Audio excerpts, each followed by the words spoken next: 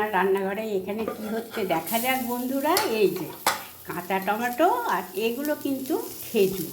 হ্যাঁ, খেজুর, কাঁচা টমেটো, ওপর থেকে নুন ছড়িয়ে দিয়েছি, আর কড়াতে দিয়েছি সর্ষের তেল অল্প সামান্য, আর এই যে সর্ষে, এই দিয়ে এখন একটা মজার ইয়াম্মি ইয়াম্মি। আর একটা দিয়েছি কাঁচা লঙ্কা।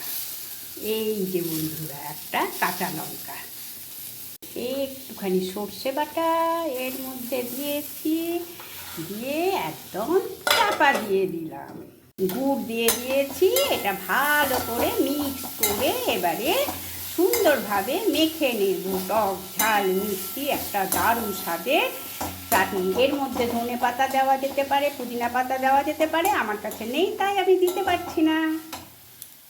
পাতিলেবুর রস দিয়ে নামিয়ে নিলাম। কেমন হলো বন্ধুরা প্লিজ কমেন্ট করে জানিয়ে দেবে। Bye, tata.